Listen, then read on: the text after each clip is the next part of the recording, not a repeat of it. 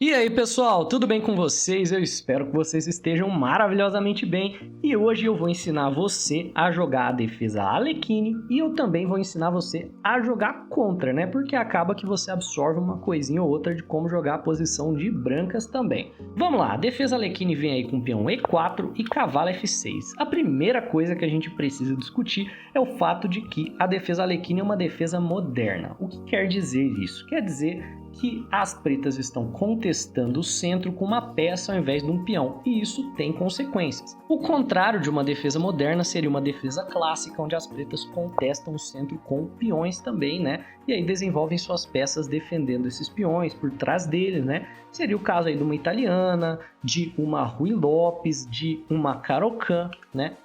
O fato de que as pretas defendem apenas com peças significa que essas peças podem ser chutadas com facilidade.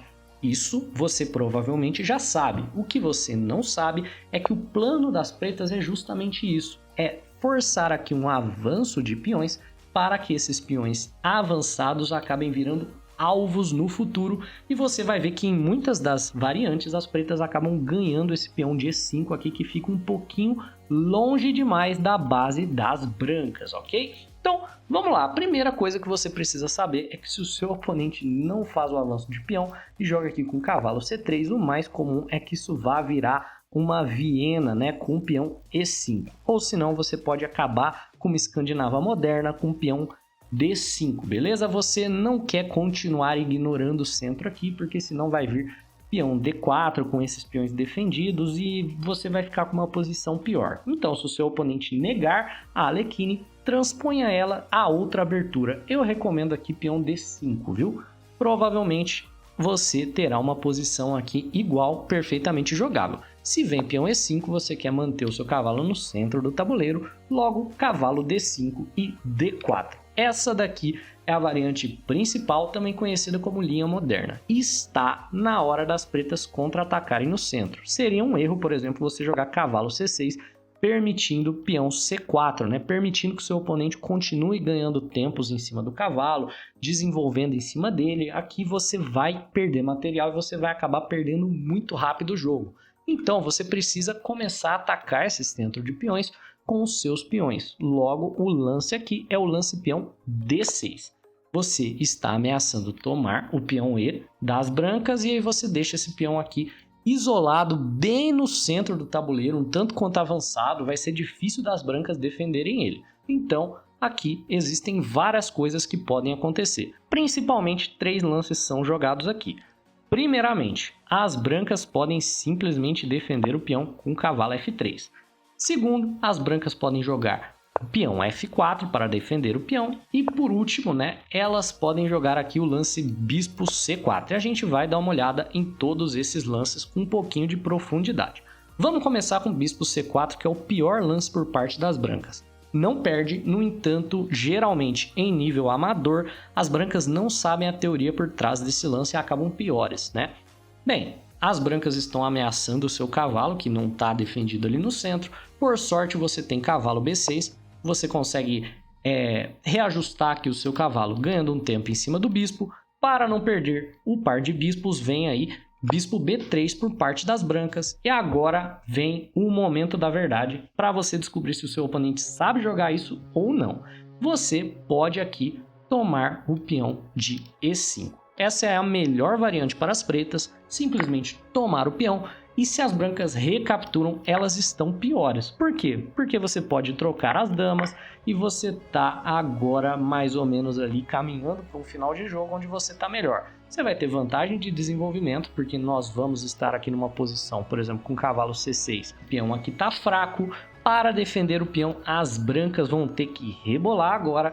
E bem, a posição aqui é bem melhor para as pretas, né? O que pode acontecer aqui para as brancas evitarem isso? Elas precisam conhecer a teoria que é dama H5, que ameaça cheque-mate em F7. Não é mate, né? Na verdade, o seu rei tem para onde escapar. No entanto, é quase uma posição de mate do pastor, estão ameaçando o peão de F7, então você precisa defender a ameaça e não tem tempo para capturar o peão. Logo, peão E6 aqui é uma resposta bem razoável por parte das pretas e agora as brancas podem jogar para capturar o peão. Às vezes o seu oponente sabe, inclusive esse lance dama H5, você joga o seu peão E6 bloqueando o mate e o oponente ainda toma de dama aqui e isso acaba por perder o peão de D4 porque você tem aqui ó, cavalo C6 atacando o peão mais uma vez, atacando a dama e a dama já atacava o peão de D4. Então você vai seguir aqui na variante tendo material à frente. No entanto, mesmo que peão tome aqui, né, você segue normalmente. Peão A5 é um lance que tem uma ameaça de prender o bispo, né? Você está ameaçando jogar peão A4, simplesmente ganhando o bispo. Dificilmente seu oponente não vai ver, então geralmente ele joga peão A4. E aí você me pergunta, beleza, por que a gente jogou isso se provavelmente o oponente não vai ver? Aí você ganha um pouquinho de espaço ali na ala da dama, você força um lance do seu oponente, então a jogada vem de graça e sempre tem a chance do seu adversário não ver a ameaça e simplesmente jogar ali com o bispo preso, né? Então agora provavelmente você vai seguir aqui com o seu cavalo para D7, né? Para botar pressão aqui no peão, você vai tirar o bispo para E7 e você vai fazer o roque curto. A posição não é ruim para as brancas não, mas também não é boa. Essa variante com bispo C4 eu realmente não recomendo se você é o jogador de brancas, porque mesmo que você jogue perfeitamente, você tem uma posição que não é tão boa quanto você poderia ter tido com outras variantes. Vamos lá! Outra coisa que as brancas podem jogar, que a gente havia comentado, é esse lance peão F4. Nesse caso, né, as pretas podem simplesmente desenvolver o bispo para F5. Por que desenvolver o bispo agora, né? Porque as pretas querem jogar o lance peão E6 no futuro. Então é legal tirar o bispo da cadeia de peões. O bispo ele fica de olho aqui na casa C2, isso pode ser um tema. Por exemplo, peão C4 é um erro super comum em nível amador aqui, que permite cavalo B4 e agora esse duplo aqui, não é que ele é inevitável, né? O oponente ele tem como evitar o lance cavalo A3, mas certamente a posição está melhor para as pretas. Olha, o cavalo das pretas está extremamente bem desenvolvido aqui na casa B4. Logo você efetua a troca dos peões e joga peão E6 e agora o cavalo está defendido, além de bem desenvolvido. Tem sempre essa ameaça aqui do duplo se o cavalo sair, enquanto o cavalo das brancas está aqui bem no canto, mal desenvolvido. Esses peões são alvos, né? Por exemplo, o cavalo C6 já ameaça ganhar o peão de D4, a posição perfeitamente boa para as pretas, né? Elas conseguiram tudo que elas queriam. Então, essa variante aqui com bispo F5 eu recomendo bastante, justamente porque você joga a isca aí para o seu oponente morder com o peão C4, que é um lance, abre aspas, óbvio, no entanto ruim. E as brancas aqui vão ter que jogar, por exemplo, um cavalo F3, né? Simplesmente desenvolvendo, jogando aqui para fortalecer os peões e você pode efetuar a troca dos peões da mesma maneira, jogar E6 e você ter uma posição razoável, perfeitamente normal aqui, beleza? Sem nada para se preocupar. Fora que mover o peão F gera aqui algumas fraquezas na ala do rei do seu adversário. Então, vamos lá. A outra possibilidade aqui é que seu oponente defenda com cavalo F3. Esse é o lance mais forte, mas a mais comum acaba sendo aquela com bispo C4. O oponente está doido para desenvolver com o tempo em cima do cavalo e nós já vemos que isso não é tão legal. Essa é a variante moderna, né? Geralmente aqui você pode efetuar as trocas. Esse não é o lance mais comum aqui, viu? O lance mais comum acaba sendo o bispo G4, desenvolvendo aqui, cravando o cavalo. E bem, não é um lance ruim, só que não é o lance mais forte. A ideia é que você terá eventualmente que dar aí o seu par de bispos por esse cavalo para poder enfraquecer o peão da casa E5, que vai virar um alvo para o resto do jogo. E a posição, apesar de teórica, é bem com cara de empate. E se alguém tem chances de vencer aqui, vão ser as brancas. Então eu prefiro que você tome o peão no centro. Seu oponente colocou o cavalo lá justamente para não deixar o peãozinho isolado, bem avançado. Então ele vai retomar de cavalo. Se ele retoma de peão novamente, né, você tem a vantagem porque esse peão é um alvo, ele é difícil de defender e tudo mais. E você vai prender ele aqui, por exemplo, com o peão E6 no futuro. Então, cavalo toma, e aqui existem algumas coisas que você precisa ficar de olho. Primeiramente, né, eu vou até trocar a perspectiva, porque essa é uma armadilha que as brancas têm. Caso as pretas tentem contestar o cavalo com o cavalo D7, há um sacrifício aqui muito bem conhecido, que é o sacrifício de cavalo em F7. Isso daqui, por incrível que pareça, o Larsen, né, o Bent Larsen jogou isso contra o Mikhail Tal. e o Mikhail Tal, pela primeira vez na vida dele, tinha um sacrifício que ganhava e ele não sacrificou, né? O jogo seguiu aqui sem esse sacrifício de cavalo F7, só que hoje em dia a gente sabe que o sacrifício funciona. Qual é a ideia? A ideia é que após o rei capturar, não tem a chance do rei não capturar, né? A dama tá presa. Então, pô, não existe outro lance aqui se não tomar o cavalo. Vai vir dama H5 e as brancas estão ameaçando ganhar o cavalo de volta com o peão e com o rei no centro. Então, por exemplo, se peão G6, que é um lance ruim, vai seguir dama toma cavalo. Então, as pretas aqui precisam caminhar o rei ao centro do tabuleiro. A máquina diz que dá para defender isso daqui, viu? No entanto, assim, é difícil. Por exemplo, você pode seguir aqui de brancas com peão G3, lance simples, vem com a ideia de fianquetar o bispo, botar mais pressão no cavalo. O rei das brancas nunca vai conseguir voltar para a segurança, é muito difícil, por exemplo, desse peão G6 ser jogado e ser de fato um lance bom. A situação aqui tá ruim, né? Esse cheque, bispo H3 aqui também é um cheque bem chato de lidar. Geralmente segue aqui o lance peão B5, porque as pretas têm medo aqui dessa cravada de bispo também, né? Então o bispo tá muito forte, mas aqui as brancas já ganham com dama E2, depois vão tomar o peão, né? Tá tudo muito complicado aqui para as pretas. Então, né, caso você seja jogador de brancas, fique atento. Cavalo D7, você tem esse sacrifício. Caso você seja jogador de pretas, eu simplesmente aconselho que você não jogue isso.